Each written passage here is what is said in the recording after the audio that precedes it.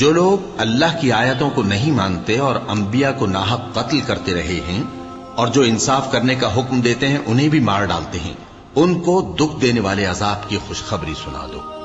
یہ ایسے لوگ ہیں جن کے اعمال دنیا اور آخرت دونوں میں برباد ہیں اور ان کا کوئی مددگار نہیں ہوگا۔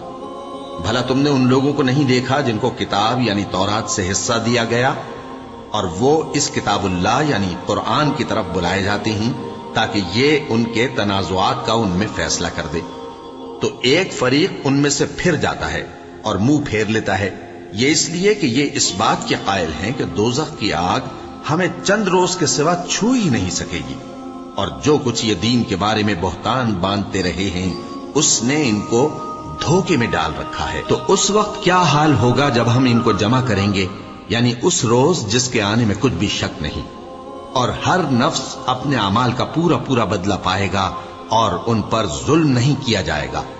کہو کہ اے اللہ، اے بادشاہی کے مالک، تو جس کو چاہے بادشاہی بخشے اور جس سے چاہے بادشاہی چھین لے، اور جس کو چاہے عزت دے اور جسے چاہے ذلیل کرے۔ ہر طرح کی بھلائی تیرے ہی ہاتھ ہے اور بے شک تو ہر چیز پر قادر ہے۔ تو ہی رات کو دن میں داخل کرتا اور تو ہی دن کو رات میں داخل کرتا ہے، تو ہی بے جان سے جاندار پیدا کرتا ہے اور تو ہی جاندار سے بے جان پیدا کرتا ہے، اور تو ہی جس کو چاہتا ہے بے حساب رزق بخشتا ہے۔ مومنوں کو چاہیے کہ مومنوں کے سوا کافروں کو دوست نہ بنائیں، اور جو ایسا کرے گا اس سے اللہ کا کچھ عہد نہیں۔ ہاں، اگر اس طریق سے تم ان کے شر سے بچاؤ کی صورت پیدا کرو تو مذائقہ نہیں۔ اور اللہ تم کو اپنے غضب سے ڈراتا ہے اور اللہ ہی کی طرف تم کو لوٹ کر جانا ہے۔ اے پیغمبر، لوگوں سے کہہ دو کہ کوئی بات تم اپنے دلوں میں مخفی رکھو یا اسے ظاہر کرو، اللہ اس کو جانتا ہے، اور جو کچھ آسمانوں میں اور جو کچھ زمین میں ہے اس کو سب کی خبر ہے، اور وہ ہر چیز پر قادر ہے۔ جس دن ہر شخص اپنی کی ہوئی نیکی کو موجود پا لے گا اور اپنی برائی کو بھی دیکھ لے گا تو آرزو کرے گا کہ اے کاش اس میں اور اس برائی میں دور کی مسافت ہو جاتی۔ اور اللہ تم کو اپنے غضب سے ڈراتا ہے اور اللہ اپنے بندوں پر نہایت مہربان ہے۔ اے پیغمبر، لوگوں سے کہہ دو کہ اگر تم اللہ کو دوست رکھتے ہو تو میری پیروی کرو، اللہ بھی تمہیں دوست رکھے گا اور تمہارے گناہ معاف کر دے گا، اور اللہ بخشنے والا ہے، مہربان ہے۔ کہہ دو کہ اللہ اور اس کے رسول کا حکم مانو، پس اگر وہ نہ مانے تو اللہ بھی کافروں کو دوست نہیں رکھتا۔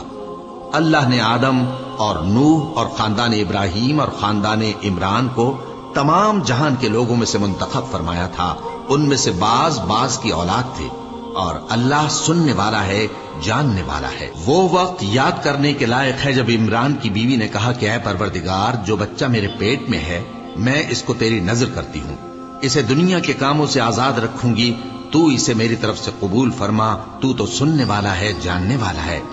پھر جب ان کے ہاں بچہ پیدا ہوا تو کہنے لگی کہ پروردگار، میرے تو لڑکی ہوئی ہے، جبکہ اللہ خوب جانتا تھا جو ان کے ہاں ولادت ہوئی تھی، اور نہ ہوتا لڑکا مانند اس لڑکی کے۔